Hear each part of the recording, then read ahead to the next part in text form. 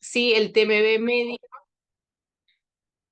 está, el TMB medio reportado suele ser de 2,7 mutaciones por megabase y solo el 3,4% suele tener un TMB de más de 20 mutaciones por megabase. Y bueno, Juli, y menos la información que hay en referencia a la implicancia pronóstica del TMB en la actualidad en esta patología. La siguiente. un minutito.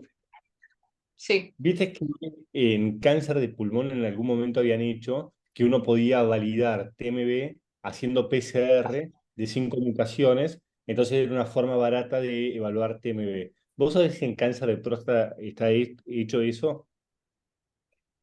No, o sea, con una PCR, vos decís, pero con la inestabilidad de microsatélites que hacemos nosotros.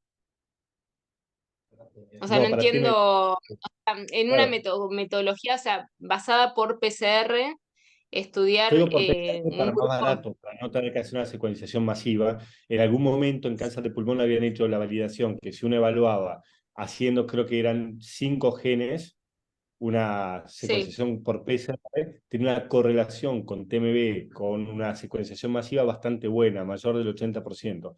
¿Vos sabés si eso está hecho para próstata o no? No, no, ni idea.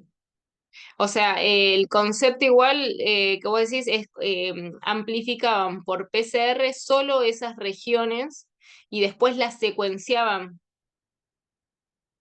Uno lo que hace, o sea, la metodología clásica para estudio de inestabilidad que no es por secuenciación se basa en amplificación de regiones donde están estos microsatélites, se amplifican por PCR y luego lo que se hace es como una corrida, un análisis de fragmentos del tamaño y en los casos en donde hay inestabilidad, como lo que corrige este sistema es, corrige lo que son inserciones o de lesiones pequeñas, sobre todo en áreas dijimos, repetitivas. Entonces, lo que genera en estos casos que tienen alteraciones son variaciones en el tamaño de esas regiones. Y uno lo detecta como si fuese no por gel de agarosa, sino que uno lo hace como en una corrida capilar y ve diferencias en los tamaños. Así es la metodología que tenemos, por ejemplo, que no es por secuenciación y no es por inmunistoquímica. Pero bueno, que yo sepa, bueno, en cáncer de próstata no la usamos, no vería por qué no se podría hacer por esa metodología. Pero bueno, Por estudia lo poco mucho menos prevalece. cantidad de microsatélites que estas otras. No sé si Bueno, se entendió. sí, sí, sí. Sonido abierto. Bueno, esperen que no me corre. Bueno, lógicamente, al estar hablando de estas dos alteraciones moleculares, inestabilidad microsatelital y TMB high, TMB alto, lo primero que viene a la mente y que ya pusimos sobre la mesa es el tratamiento con inmunoterapia o pensar en la posibilidad si estos pacientes son candidatos a tratamiento con inmunoterapia.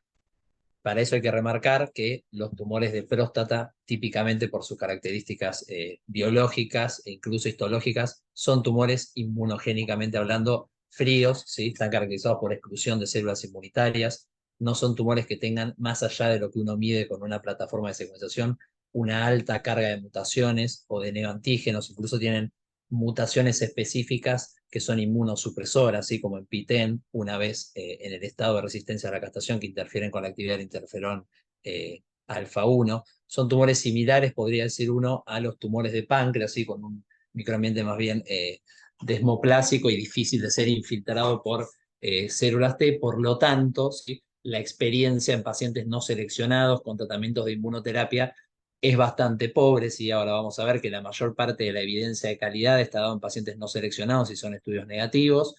Y cuando hablamos de quizás pacientes un poco más seleccionados por alguna característica molecular que se asocie a respuesta de inmunoterapia, como las que venimos hablando, TMB-high o inmunoterapia, son estudios fase 1, fase 2 de pocos pacientes o retrospectivos, ¿sí? Así que vamos a intentar sacarle un poco de provecho a lo que hay y llegar a las conclusiones que podamos, ¿sí? Pese a todo esto, este panorama que parece bastante desolador en cuanto a la inmunoterapia en el cáncer de próstata, hay un tratamiento aprobado para cáncer de próstata que es inmunoterapia, así que es la vacuna Sipuleucel T, está aprobado desde 2010 para pacientes con cáncer de próstata resistente a la castración.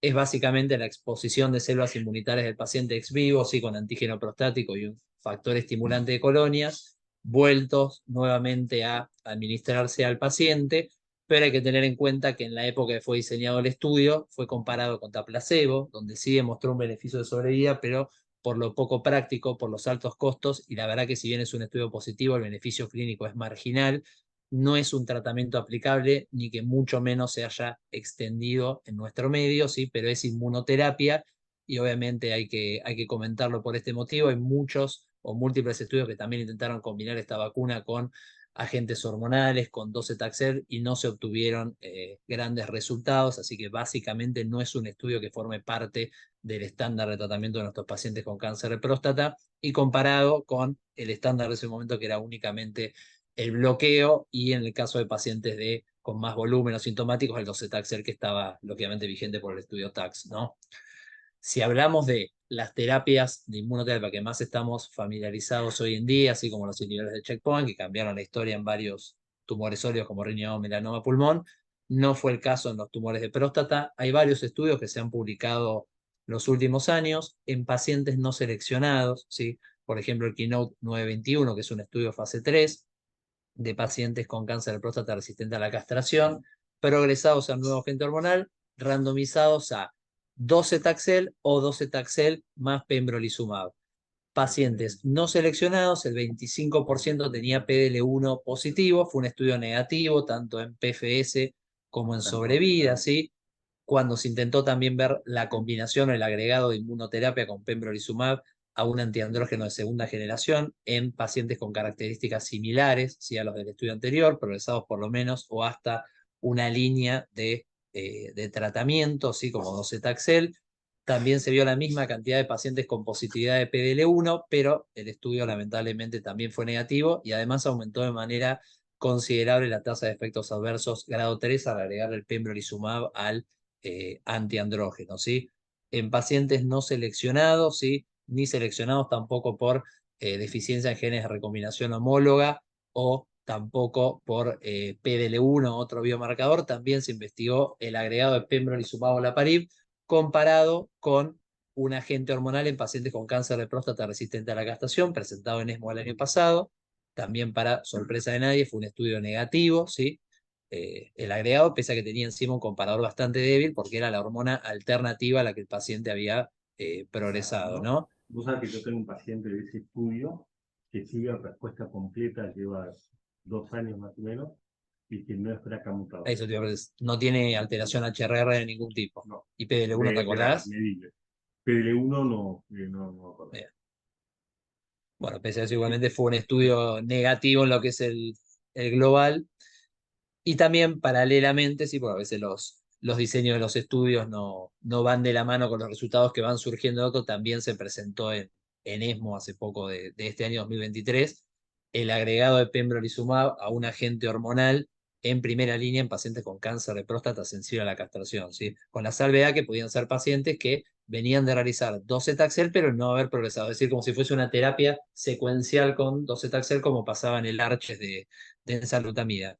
En este caso, también fue un estudio negativo, pembrolizumab no le aportó nada en pacientes no seleccionados a la enzalutamida, ¿sí? Así que bastante desolador lo que fueron los resultados de un anti-PD1 en pacientes no seleccionados en próstata. Para ir específicamente a cómo le va a pacientes PDL1 positivos, tenemos que ir a este fase 1 multicohorte, que básicamente es una cohorte de múltiples tumores sólidos con PDL1 positivo, eso es lo que los une, expuestos a pembrolizumab, a una de las dosis que se usaba en los primeros estudios, de 10 miligramos kilo cada 2 semanas, y dentro de esta multicohorte está la cohorte de los pacientes de próstata, que fueron 23 pacientes, muy tratados previamente, 30% tenían 5 terapias previas, y compartían que todos eran resistentes a la castración y todos tenían PDL1 positivo, ¿sí? ¿Cómo le fue a estos pacientes? Tuvieron una tasa de respuesta objetiva cercana al 20%, 34% logró tener enfermedad estable. Los que tuvieron respuesta tuvieron una mediana de duración de 13.5 meses. Es algo para tomar obviamente entre pinzas, ya que es un estudio fase 1, pero si tenemos en cuenta que son pacientes pretratados y que probablemente hayan entrado a este estudio porque no tenían ninguna otra alternativa terapéutica ya o habían agotado los principales estándares.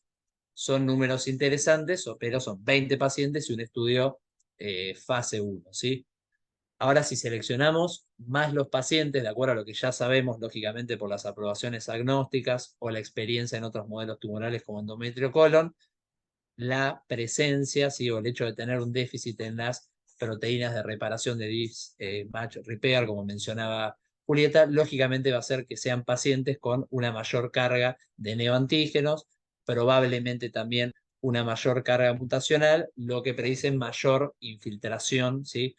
Tumoral por linfocitos y podría pensarse en mayor respuesta a la inmunoterapia. Los principales estudios en inestabilidad microsatelital, lógicamente, comenzaron en pacientes con tumores colorectales, pero hay dos estudios principales, el Keynote 016 y el 158, que son cortes de pacientes diferentes a colorectales y que son los que podemos usar para extrapolar al resto de los tumores y en los que se basaron las aprobaciones agnósticas, ¿sí?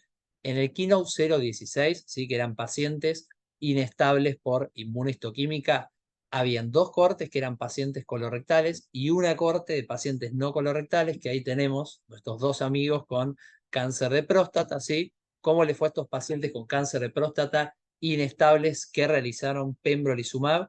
Uno tuvo enfermedad progresiva y el otro tuvo enfermedad estable. No se puede sacar ningún tipo de conclusión de una corte. 50% de enfermedad estable, como dice acá Federico, es verdad. Ninguna conclusión de estos pacientes, a toda la corte en general, es decir, tumores diferentes a colon, con estabilidad microsatelital, previamente tratados ya con una línea de tratamiento efectiva, tuvieron una PFS cercana a los 6 meses. Y el estudio principal, en el que nos basamos cuando le indicamos inmunoterapia, específicamente pembrolizumab, a un paciente con inestabilidad microsatelital, es el estudio fase 2, Keynote 158. Son tumores no colorectales que progresaron a una línea, ¿sí? De tratamiento sistémico efectivo, que son intolerantes, no pueden recibir otra línea de su estándar de acuerdo al tipo de tumor que sea, ¿sí? Ingresaron 27 tumores distintos que se reclutaron de 2016 a 2018, con 0 pacientes con cáncer de próstata, lamentablemente, pero en esto está basada la aprobación de FDA, que está vigente desde 2019, si no me equivoco. Sí es interesante para ver, y quizás un poco también más desolador, pensando en nuestros pacientes con cáncer de próstata, con esta alteración que estamos esperando ver cómo los tratamos, es que la tasa de respuesta objetiva fue bastante diferente de acuerdo al tipo de tumor que estábamos hablando dentro de esta cohorte de pacientes no colorectales, ¿sí? Tenemos respuestas importantes como los tumores endometriales con tasas de respuesta cercanas a 50%, ¿sí? Que ya sabemos que son tumores que hoy en día el estándar se está corriendo incluso a primera línea con inmunoterapia, y los pacientes que dijimos que podían llegar a ser parecidos a los tumores de próstata por su microambiente no inflamado y su exclusión inmunitaria como los pancreáticos, que tuvieron tasas de respuesta bastante pobres, 18%, similares a las que habíamos visto de las próstatas con PL1 positivo, ¿sí? En general, los pacientes, como siempre, los que responden con la inmunoterapia suelen tener medianas de duración superiores al año, en este caso fueron 47 meses, piensen que es una segunda línea, ¿sí? 3.5 meses de PFS y 40% vivos a 3 años, ¿sí? Esto independientemente de si hayan respondido o no. Los resultados en toda la corte son importantes, no hay pacientes con cáncer de próstata representado, lógicamente hay que tener en cuenta eso, ¿sí? Después también metiéndome un poco más en el campo de lo que comentó Julieta, para ver específicamente también en cáncer de próstata, es muy interesante este estudio genómico de 1.600 tumores primarios y 1.800 metástasis publicado en 2019, da el mismo pantallazo general de números que nos comentaban las diapositivas anteriores, ¿sí? En próstata más o menos vamos a encontrar un 4% de pacientes con inestabilidad microsatelital, 3% con TMB high, el 70% de los que tengan TMB high va a ser debido seguramente a inestabilidad microsatelital, y la mediana de TMB, ahora cuando nos metamos a discutir un poco más sobre qué tan válido es como biomarcador la TMB para utilizarlo para guiar la respuesta inmune, la mediana es de 2.3, ¿sí? Y los que tienen medianas superiores a 50 o a 100, que son los pacientes ultra o hipermutados, como se denominan en otros tumores, son los que tienen mutaciones en POUL, ¿sí? Que son completamente escasos. Fíjense que en una cohorte de 3.000 pacientes, 4 pacientes tuvieron mutaciones en POUL, no es una alteración genómica que esperamos encontrar en próstata, lógicamente, pero sí remarcar que incluso los pacientes que tenían inestabilidad microsatelital tenían promedio menos de 50 mutaciones por megabase. Tampoco es una condición que haga que sean pacientes hipermutados, ni mucho menos, ¿sí?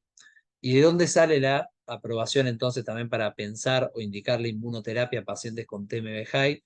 También del análisis del Keynote 158, los pacientes que habían sido reclutados inicialmente, también todos recibieron pembrolizumab, 200 miligramos cada 3 semanas, pero en este estudio, publicado posteriormente, se analizó la respuesta de acuerdo a si tenían TMB high o no. TMB high definido, como dijo Julieta, más o menos de 10 mutaciones por megabase, ¿sí? En este caso, en esta cohorte, la mayoría de los pacientes que tenían TMB high no era por inestabilidad microsatelital, ¿sí? Probablemente porque hayan sido seleccionados para el otro estudio. Estos pacientes con TMB high tuvieron con o sin inestabilidad microsatelital 30% de tasa de respuesta objetiva, 4% tuvieron respuesta completa. Esto valió la aprobación del pembrolizumab de manera agnóstica, ¿sí? Para pacientes con TMB high, cualquier tipo de tumor sólido. Esto fue en junio de 2020, ¿sí? En próstata específicamente, ya que habíamos dicho que no había ningún paciente en el Keynote 158, hay un estudio retrospectivo de 749 pacientes, ¿sí? Que estos pacientes recibieron taxanos o recibieron por algún otro motivo, por acceso, por uso off-label, por disponibilidad, inmunoterapia. Los números de estas alteraciones genómicas son las mismas que estamos viendo hasta ahora, ¿sí? 3,7% de inestabilidad, 6% de TMB high, y vemos que los pacientes que tuvieron TMB high, ¿sí? Estos todos pacientes con próstata, les fue mejor en términos de sobrevida, ¿sí? Con pembrolizumab que con el taxano, ¿sí? Únicamente para reflejar quizás algo específico en próstata, no es evidencia de calidad, lógicamente. 4 de esos 14 pacientes que tenían TMB high tuvieron respuesta objetiva con pembrolizumab, ¿sí? Hasta acá tenemos entonces que pacientes no seleccionados o seleccionados por PL1 positivo, no tenemos evidencia de inmunoterapia sea efectiva en próstata. Con inestabilidad microsatelital y TMB high, tenemos que valernos de aprobaciones agnósticas. Si vamos específico a cáncer de próstata, no tenemos demasiada evidencia de cómo es la actividad, cómo son las tasas de respuesta, y algo que ya había mencionado Iván, de lo imperfecto que quizás es el TMB high como biomarcador agnóstico, sí, ya que hay discrepancias con el punto de corte, discrepancias sobre cómo medirlo, sí, lógicamente que aprobado está según FDA por la medición por Foundation, pero hay estudios que también lo miden en ADN circulante. Fede comentaba quizás también otros métodos validados en pulmón para medirlo con PCR de una manera más económica o también más, de más fácil acceso. Y también lo que queda flotando por los pacientes con cáncer de colon, ¿sí? Que tampoco estamos seguros de si los que tienen TMB high no en contexto de inestabilidad microsatelital tienen esas respuestas a la inmunoterapia, ¿sí? Es decir, probablemente sea un último recurso en un paciente que haya agotado las líneas. Tenemos la aprobación por ADMAT, por FDA, lo podemos utilizar, pero no tenemos garantía ni evidencia que nos avale que tengamos una respuesta segura, pese a tener incluso estos dos biomarcadores que contamos con la aprobación, ¿sí? ¿Algo más querés decir de esto que sí o no? No, No, el tema es que, el tema es que teniendo en cuenta que tiene estas diferencias neuroendocrinas, las las expectativas son son malas. malas, ¿Vos vos rotarías rotarías carbo carbo topósito o o mantendrías mantendrías el el carbo docetaxel? docetaxel. O O vos, vos, Iván, Iván, cualquiera, cualquiera, ¿no? cualquier otro. Me parece que lo principal del tratamiento en el paciente desdiferenciado, me parece que es mantener el doblete con platino, evidencia prospectiva y fase 3 no hay ni con docetaxel ni con etopósido, ¿sí? De hecho, en los dos hay evidencia de aumento de la tasa de respuesta. Sería más bien una decisión subjetiva. Si creo que el paciente mantiene cierto grado de señalización androgénica, creo que me inclinaría por docetaxel por cómo interviene directamente sobre la señalización androgénica, teniendo en cuenta que probablemente sea una terapia más tóxica, siempre nos cuesta bastante en pacientes añosos o depende. El docetaxel El topósito también. considero que es una terapia tóxica desde lo hematológico, y agregarle el carboplatino también es complicado, pero me parece que me valdría de eso para elegir entre uno y otro, pero solo toxicidad. No tengo evidencia para decir cuál sería En más. el trabajo original de Aparicio, que estaba en Hacia el los MD dos. Anderson, al principio, inicialmente lo describen con el topósito. ¿Sí? Y después algunos plantean, incluso hay un trabajo fase 2 que hace carbo Claro. con cabacitaxel, en el paciente no seleccionado por criterio histológico, sino por criterio clínico, Sí. que fue un estudio que fue positivo. Sí, de hecho, la terapia basada en platino en ese estudio era con uno de esos criterios, que incluso podía ser un criterio clínico, ya te garantizaba, por lo menos de manera retrospectiva, la respuesta al platino. Ujú. Y después, por último, breve, lógicamente. Sí, perdón. No, esto lo hemos discutido alguna vez con algún caso seleccionado, que siempre nos inclinamos a hacer carbocetaxel o carbocontaxanos, y en los poquitos casos, creo que lo hablábamos, pero voy a comentar otro día, en los poquitos casos que consideraba que era un solo pequeño neuroendocrino de novo, de inicio a ese paciente, una próstata neuroendocrina de inicio, digamos, a ese paciente sale carbotopósito, pero nada, sin ningún tipo de evidencia, como hablábamos. Y a esto que es, o uno piensa como una desdiferenciación, hacerle, como dijo Mariano, carbotopósito. Sí. De hecho, hay varios pacientes así que, de hecho, en algún momento puede ser motivo de alguna reunión, un tema bastante interesante y frecuente. Bueno, Con respecto a HRR, ¿no? Lógicamente, si pensamos en alguna alteración molecular que signifique daño en el ADN, también podemos pensar en mayor carga antigénica y posible respuesta a inmunoterapia, ¿sí? Por más de que no sea algo observado, demostrado en otros modelos tumorales también con alta expresión de alteraciones HRR, pero sí, en el caso de la quinasa dependiente de ciclina 12, ¿sí? Hay demostrado cierta actividad, más que nada por su comportamiento dual. No sé, Juli, si querés comentar sobre esta proteína o estas alteraciones. No, bueno, la quinasa dependiente de ciclina 12 sabemos que es un gen supresor tumoral, con lo cual para que digamos, esté asociada a enfermedad se debe tener pérdida de los dos alelos, alteraciones en los dos alelos.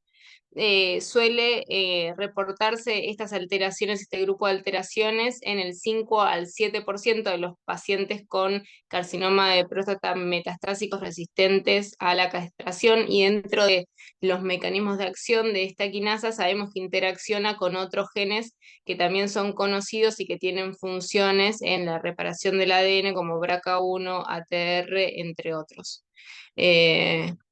Y bueno, no, básicamente eso. Vemos que dentro de las patologías que presenten alteraciones en este gen, el cáncer de próstata es uno de los más frecuentes. Bien, gracias. Hay un estudio pequeño, retrospectivo, de 60 pacientes en unos centros de Estados Unidos, bien seleccionados, con cáncer de próstata resistente a la castración y alteración específica en la quinasa dependiente de ciclina 12. Todos están secuenciados, y lo que se ve lógicamente es que tienen baja frecuencia de otra alteración en HRR, porque es un componente del mecanismo, ¿sí? Entonces parecerían ser mutaciones excluyentes.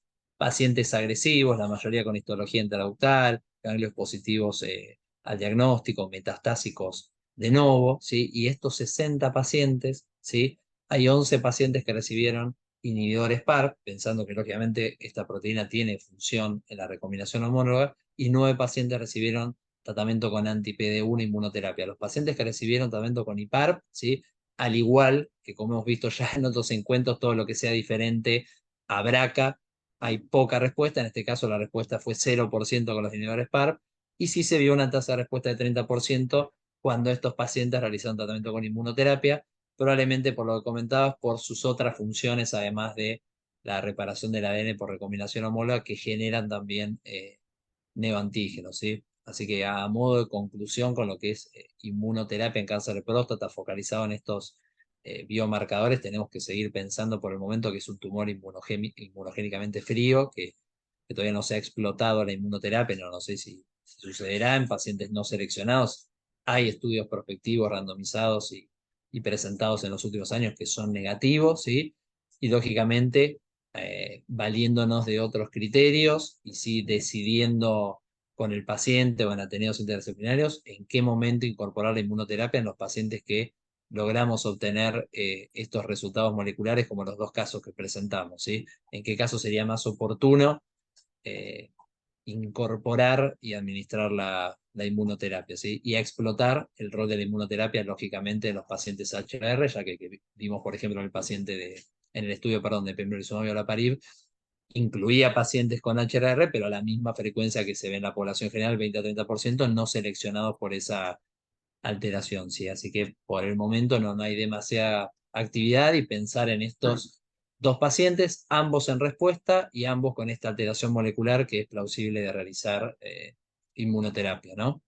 Sí, que la inmunoterapia probablemente no es que no funcione, sino que no funcione el tipo de inmunoterapia que... Espera que me dio silencio.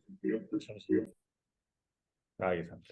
Sino pensar en otro tipo de inmunoterapia, porque en realidad las inmunoterapias que nosotros usamos hasta ahora no calientan el tumor, sino que lo que hacen es sacar el freno del sistema inmune, pero tenemos que calentar el tumor. Y por eso existen algunos anticuerpos bien específicos contra dos targets, PSMA contra otra cosa, por ejemplo, PSMA CAR T-cells, etcétera, que eso es lo que uno piensa que seguramente sea el futuro de la inmunoterapia en cáncer de próstata. Bueno, muchísimas gracias a todos los que han participado de este último encuentro del año. Nos veremos el año que viene, si nuestros auspiciantes lo permiten. Y bueno, cualquier cosa estamos en contacto. Gracias a todos. Chao, hasta luego.